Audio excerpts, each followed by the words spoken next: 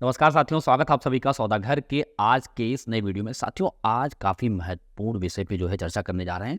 ये विषय ऐसा है कि जब भी आप लोग किसी प्रॉपर्टी में घर खरीदने जाते हैं, फ्लैट खरीदने जाते हैं या कोई कॉमर्शियल प्रॉपर्टी खरीदने जाते हैं, तो आपके मन में यही रहता है कि चलो रेरा नंबर है, कोई दिक्कत नहीं है, सब कुछ सही है। और अगर किसी केस में यह प्रोजेक्ट डिले होता है, यानी कि पोजीशन डिले होता है, तो हम कंपनसेशन क्लेम कर पाएंगे और डेवलपर हमें विद इंटरेस्ट पैसा देगा। और अगर कुछ ज़्यादा दिक्कत हुई तो हम कैंसिल कर देंगे और विद इंटरेस्ट पैसा वापस ले लेंगे। लेकिन इससे बचने के लिए एग्रीमेंट में किस तरीके के क्लॉज डेवलपर्स रखते हैं, जो आप जब कंपनसेशन लेने जाते हैं आपको डेवलपर वो क्लॉज दिखा देते हैं और फिर आप कंपनसेशन के बारे में सोच भी नहीं पाते हैं। अब ये सारे क्लॉजेस कौन से हैं?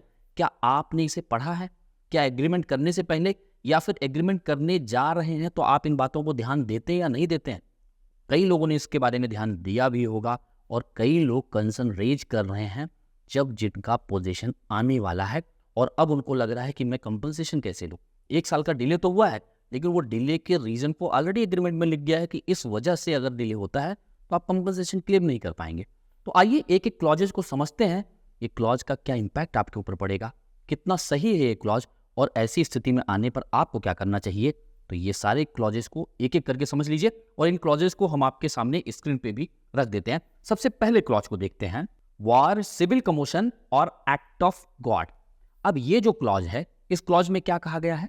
अगर वॉर की सिचुएशन होती है, दंगे की सिचुएशन होती है या कोई प्राकृतिक आपदा आ जाती है जिस पर कि किसी व्यक्ति विशेष का कोई भी अधिकार नहीं होता है, कोई कंट्रोल नहीं होता है कि उसमें वो कुछ कर पाए, ये क्लॉज काफी हद तक सही है। और ऐसी स्थिति आने पर, जैसे कोविड की सिचुएशन थी, तो हम आप कुछ भी नहीं कर सकते हैं और इसमें डिले हो सकता है।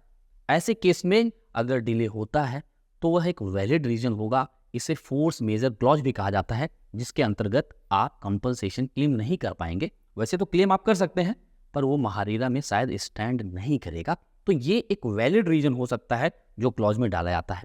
लेकिन समस्या बाकी क्लॉजेज में है, उसे एक एक करके समझ लेते हैं। अगले क्लॉज को देखें तो यह क्लॉज है नोटिस, ऑर्डर, रूल और नोटिफिकेशन बाय गवर्नमेंट।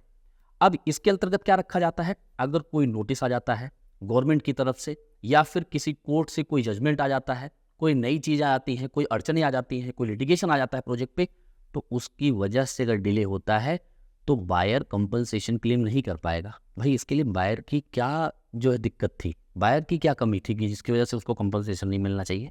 अगर डेवलपर किसी लैंड पार्सल पर प्रोजेक्ट बना रहा है, उस पर कोई लिटिगेशन है, उसके चलते कोर्ट कोई ऑर्डर करता है या कोई नया रूल चेंज होता है, तो इस पे तो डेवलपर को पहले समझना चाहिए था ये चीज़ें हो सकती है। उसके लिए या तो आप एक्स्ट्रा टाइम लेते या तो फिर आप उसे पहले निपटा के फिर प्रोजेक्ट चालू करते।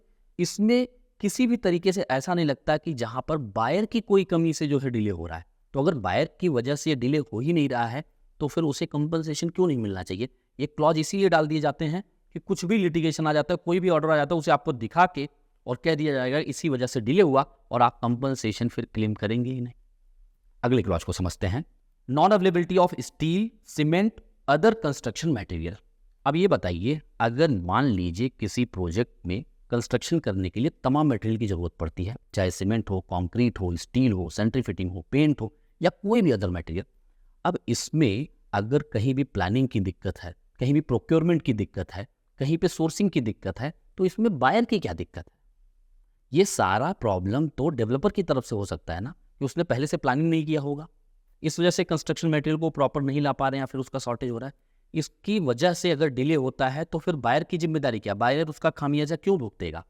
और यह क्लॉज डाल दिया जाता है और आपको बता देंगे नहीं, इस वजह से जो है सीमेंट नहीं आ पा रहा था, इस वजह से 6 महीने 1 साल का डिले हो गया। अब आप सोचेंगे कि मैं कंपनसेशन क्लेम करने जाऊँ, डेवलपर दिखा देगा ये देखिए क्लॉज में तो हमने आपके ऑलरेडी डाला हुआ है, ये तो आपने साइन किया है, फिर आप पीछे हट जाएंगे। चलिए इसका निष्कर्ष आगे बात करेंगे, बाकी क्लॉजेस को पहले देख लेते हैं। अगला क्लॉज है स्टे और इंजंक्शन ऑर्डर फ्रॉम कोर्ट। जैसे मैंने पहले ही बताया कि अगर कहीं क्लियरेंसेज नहीं है, प्रोजेक्ट में कोई प्रॉब्लम है, उसी तरीके से अगर मान लीजिए कोई इंजंक्शन ऑर्डर आता है, कोर्ट का कोई इंटरवेंशन आता है, उसकी वजह से डिले किया जाता है, तो भी आपको कंपनसेशन नहीं मिलेगा। और ऐसी स्थिति में डिले किया जा सकता है प्रोजेक्ट को, इसे सही ठहराना किसी भी हद तक बायर के लिए ठीक नहीं है। चलो ठीक है, अगर आप पोजीशन को डिले आपको करना भी पड़ रहा है तो आप कंपनसेशन पे करिए बायर, क्योंकि कंपनसेशन से बचने के लिए अगर आप कुछ भी डाल देंगे और वो जो है लीगली स्टैंड करेगा कि नहीं करेगा, ये आप पहले से डिसाइड नहीं कर सकते हैं। अगले क्लॉज को देख लेते हैं पहले। Delay in payment by allottee. अब ये एक ऐसा रीजन है जो कि बिल्कुल बायर की कमी को दर्शाता है। लेकिन डिले इन पेमेंट कैसे होगा? मान लीजिए किसी भी प्रोजेक्ट में 1000 बायर ने परचेज किया हुआ है, हो सकता है कि 10-20 बायर जो है पेमेंट डिले कर दें। पर ऐसी स्थिति में ऐसा तो नहीं होगा कि जो पूरी बिल्डिंग है उसका पोजीशन डिले हो जाए। जिसका सफ़र जो है बाकी जो बायर हैं, जो 10-20 बायर के अलावा जो 80-90 या जितने भी बायर होंगे, वो क्यों सफ़र करें?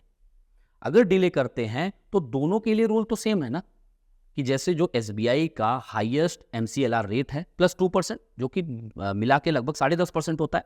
तो अगर डेवलपर डिले करता है तो बायर को ये कंपनसेशन पे करता है। ऐसी अगर बायर डिले करता है पेमेंट में विदाउट एनी रीजन, जिसमें कि बायर की ही गलती है, तो वो भी सेम हाईएस्ट MCLR रेट +2% के रेट ऑफ इंटरेस्ट से उस पर पेनल्टी लगेगी।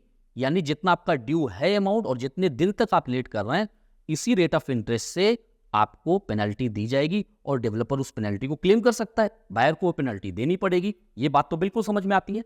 लेकिन इसकी वजह से पोजीशन के डिले को सही ठहरा देना और इसका खामियाजा बाकी बायर्स को भुगतना पड़े, ये तो बिल्कुल गलत है। क्योंकि ऐसे किसी भी वजह से डिले होगा, ये चीज़ को बता सकते हैं कि भाई अगर आप 80 लोगों को 90 लोगों को बताएंगे, ये देखिए इतने लोगों का पेमेंट डिले था इसलिए हमने लेट कर दिया।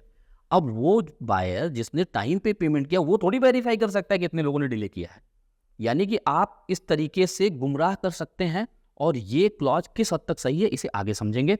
अगर अभी तक आपको क्लॉजेस सारे समझ में आ रहे हैं और वीडियो पसंद आ रहा है तो वीडियो को लाइक करना मत भूलिए। अगला क्लॉज है डिले इन कंप्लीशन सर्टिफिकेट और ऑक्यूपेंसी सर्टिफिकेट।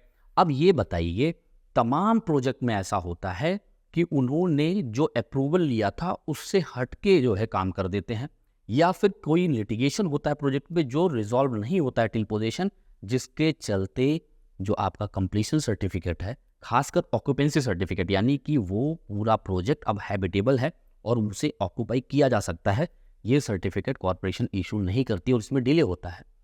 अब ये बताइए, आप लोग भी इतने समझदार हैं कि इसमें क्या बायर की कमी की वजह से कंप्लीशन सर्टिफिकेट या ऑक्यूपेंसी सर्टिफिकेट डिले हो सकता है?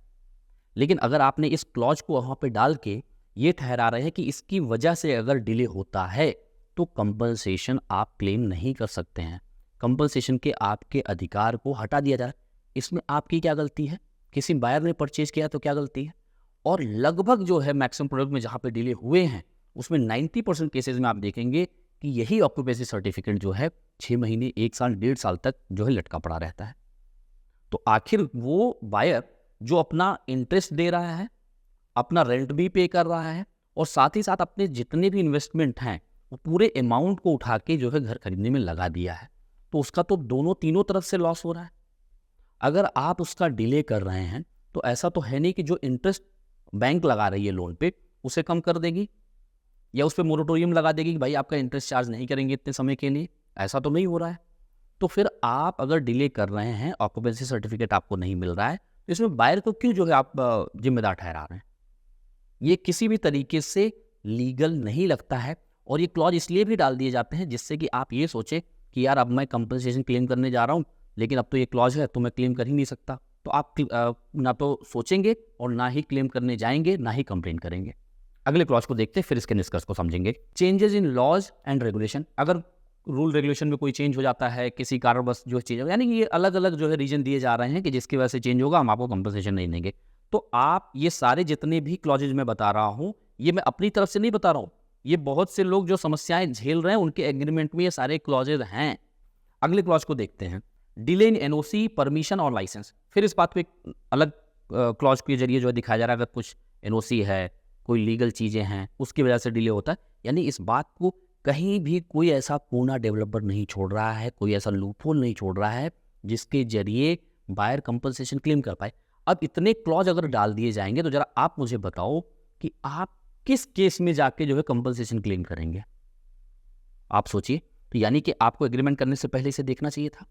अगर आपने नहीं भी देखा है तो आपको परेशान होने की ज़रूरत नहीं है, क्योंकि आपको एक चीज़ बता दें, ये सारे क्लॉजेज जो डाले जा रहे हैं, अगर आप इसे महारेरा में केस करते हैं, चैलेंज करते हैं इन सारे क्लॉजेज को, तो इसमें से मैक्सिमम क्लॉजेज को जो है एक तरीके से गलत ठहरा दिया जाएगा, इलीगल दिखा दिया जाएगा। क्योंकि अपनी मर्जी से कोई भी क्लॉज एग्रीमेंट में नहीं डाले जा सकते हैं, क्योंकि मॉडल एग्रीमेंट टू सेल का जो पूरा कॉपी है वो आप जो है ऐड करते हैं महारेरा में। और पहले क्या होता था, कुछ भी उसमें क्लॉजेस डाल के महारेरा में भी वही सेम कॉपी अपलोड की जाती थी जो आपके साथ एग्रीमेंट किया जाता था। लेकिन अब के समय में जितने नए प्रोजेक्ट आ रहे हैं वहाँ पे जो नॉन निगोशिएबल क्लॉजेज हैं उस पे महारेरा काफ़ी सख्ती दिखा रही है, और अब नए सैंक्शनिंग इस तरीके से नहीं लिए जा सकेंगे। और अभी सितंबर में ही महारेरा ने एक नया ऑर्डर लाया है, ऑर्डर नंबर 60, जिसमें साफ बताया गया है कि नॉन निगोशिएबल क्लॉजेज को लेके क्या क्या चीज़ें हैं। जो प्रोफार्मा अलॉटमेंट लेटर की बात हम लोगों ने की थी कि कितने समय बाद आप कैंसिल करते हैं तो आपका कितना पैसा कटेगा, ये सब चीज़ें हमने पहले भी डिस्कस की हुई हैं। और ये ऑर्डर नंबर 60 का जो ऑर्डर कॉपी की लिंक है इसे मैं आपको डिस्क्रिप्शन में डाल के रख दूंगा। आप लोग सभी लोग इसे देखें जिन्होंने एग्रीमेंट एग्जीक्यूट करा लिया है, जो एग्जीक्यूट कराने जा रहे हैं, या फिर जो लोग खरीदने के बारे में सोच रहे हैं, उन सबके लिए काफ़ी इंपॉर्टेंट हो जाता है। ये आप सभी को जानकारी होनी चाहिए। और आपके एग्रीमेंट में क्या लिखा हुआ है इसे समझिए। अगर आपके पास समय नहीं है, कुछ चीज़ें समझ नहीं आ रही हैं, तो उसके लिए सौदागर आपकी मदद करने के लिए तैयार है। आपके मन में जो भी दुविधा है आप हमें क्वेरी कंसर्न फॉर्म के लिंक के जरिए हम तक पहुंचा दीजिए। कोशिश रहेगी आपकी समस्या का समाधान दिया जाए। और उम्मीद करते हैं साथियों इस वीडियो के माध्यम से आपको तमाम इन्फॉर्मेशन मिला होगा। यदि आपको पसंद आया है तो वीडियो को लाइक शेयर करिए और उन लोगों तक जरूर पहुंचाएं जो लोग अपना एग्रीमेंट करने जा रहे हैं या फिर कोई प्रॉपर्टी खरीदने के बारे में सोच रहे हैं, जिससे उनको डायरेक्ट इन्फॉर्मेशन मिल पाए और अपने एग्रीमेंट को वो अच्छे से चेक कर लें। तो उम्मीद करते हैं साथियों आप सभी को सौदागर का प्रयास पसंद आ रहा होगा। अपना प्रोत्साहन ऐसे ही बनाए रखें, और अगर अभी तक आपने अपने चैनल सौदागर को सब्सक्राइब नहीं किया है तो सब्सक्राइब करके बेल आइकन प्रेस कर लें। जल्द मिलेंगे एक नए वीडियो के साथ, एक नई इन्फॉर्मेशन के साथ। तब तक के लिए धन्यवाद, नमस्कार।